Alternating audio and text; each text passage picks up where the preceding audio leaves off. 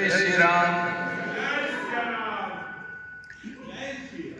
कि मनुष्य कितने भी महंगे से महंगे लिबास बदल ले, लेकिन अपने खराब किरदार को वो कभी छुपा नहीं सकता। आज की कहानी एक राजा के राज दरबार की, जहां पर एक राजपुरोहित जी थे। बहुत विद्वान थे राजपुरोहित जी, बहुत सम्मानीय भी थे, वरिष्ठ भी थे, बहुत विद्वान थे। राजा उनकी बहुत इज्जत करता था। सारी प्रजा, सारे दरबार में जितने मंत्री, सब लोग उनकी बहुत इज्जत करते थे। मतलब राजा उनका इतना सम्मान करता था कि राजपुरोहित जी कभी राज दरबार में आते तो राजा अपने सिंहासन से खड़ा हो जाता था, और जब तक राजपुरोहित जी अपने आसन पर नहीं बैठ जाते तब तक अपने सिंहासन पर नहीं बैठता था। इतना सम्मान राजपुरोहित जी का था। एक दिन राजा ने हमारे राजपुरोहित जी से एक सवाल किया कि मेरे मन में एक सवाल उठ रहा है, कृपया आप इसका मुझे जवाब दीजिए। बोले क्या सवाल? बोले कि व्यवहार बड़ा होता है या ज्ञान? व्यवहार महत्वपूर्ण है या ज्ञान? या व्यवहार बड़ा होता है, आचरण बड़ा होता है या ज्ञान? राजपुरोहित जी ने सोचा, बहुत देर सोचा। बोले यार आपका प्रश्न बड़ा कठिन है, मैं थोड़ा इस पे सोच विचार के उत्तर दे पाऊंगा, मुझे थोड़ा आप समय दीजिए। मैं आपको इसका उत्तर जरूर दूंगा, पर मुझे थोड़ा समय दीजिए। 2-3 दिन हो जाते हैं, राजपुरोहित जी बड़े परेशान रहते हैं इस सवाल की वजह से, क्योंकि उनको इसका जवाब नहीं मिल पा रहा होता है। उनकी परेशानी उनकी पत्नी देखती कि क्या बात है, आजकल बहुत परेशान चल रहा हो, क्या बात है। तो वो सब बात बताते हैं, यार राजा ने इस तरह का क्वेश्चन मुझे दिया है और मुझे उसका जवाब देना है, जवाब मुझे मिल नहीं रहा है। तो उनकी पत्नी का आइडिया उनको सुझाती है। कभी कभी पत्नियां भी बहुत अच्छा आइडिया दे देती हैं तो उनकी पत्नी एक अच्छा आइडिया सुझाती है। अब चूंकि राजपुरोहित जी जो रहते हैं उनका तो सारे महल में दबदबा रहता है, क्योंकि एक बहुत सम्मानित व्यक्ति रहते हैं, तो महल में हर जगह उनकी पहुंच रहती है।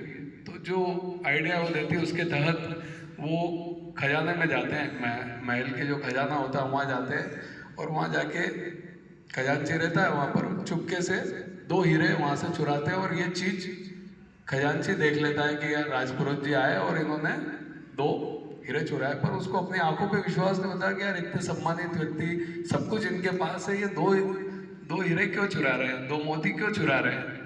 हो सकता है कोई जरूरत होगी, ले लिए, चलो सब कुछ इनका ही है, क्या फर्क पड़ता है, इन्होंने ले भी लिया। तो ऐसा सोच के वो चुप हो जाता है, मतलब बैठ जाता है कि यार ठीक है जो हुआ। अगले दिन फिर राजपुरोहित जी जाते हैं और फिर कोशिश करके चुपके से 2 मोती फिर चुरा लेते हैं। फिर खजांची देख लेता है। ऐसे 4-5 दिन गुजर जाते हैं।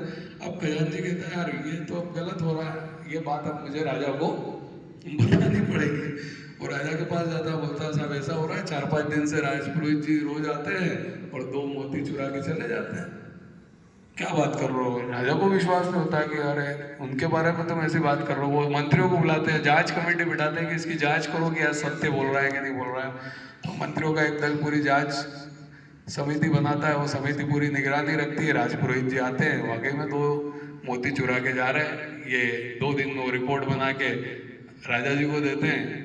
राजा जी बोलता है यार ये तो बड़ा आश्चर्य की बात है कि वो राजपुरोहित जी चोरी कर रहे हैं। अगले दिन जब राज दरबार लगता है और राजपुरोहित जी आते हैं तो राजा उनके सम्मान में खड़ा नहीं होता है, बैठा रहता है।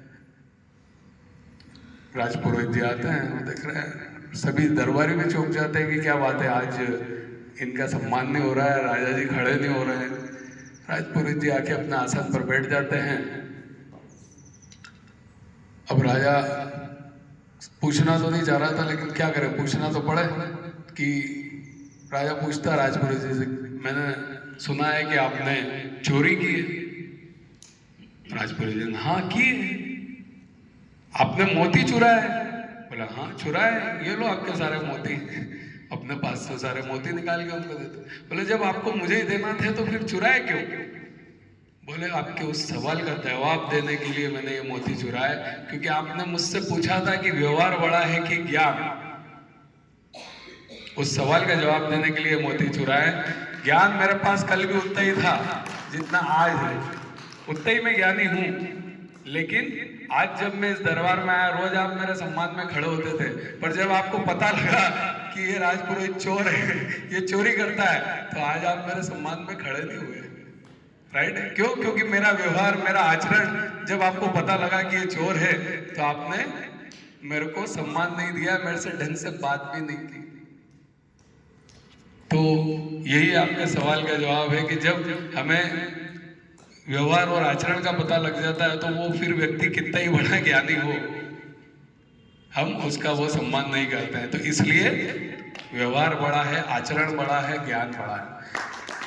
छोटी सी कहानी, लेकिन हमारे जीवन में बहुत बड़ी शिक्षा देती है कि आप कितना ही ज्ञान कमा लें, कितने ही ज्ञानी बन जाएं, भले आप टीवी से, सोशल मीडिया से, जैसे अभी हमारी बात हुई, अखबार से, इस तरह की कहानियां सुन के, भागवत सुन के, प्रवचन सुन के, पता नहीं कहाँ कहाँ से हम ज्ञान को इकट्ठा करते हैं। ज्ञानी तो बहुत बन जाते हैं, लेकिन कितने लोग हैं जो उस चीज को अपने जीवन में इम्प्लीमेंट कर पा रहे हैं, उसको अपने व्यवहार में ला पा रहे हैं, उसको अपने आचरण में ढाल पा रहे हैं।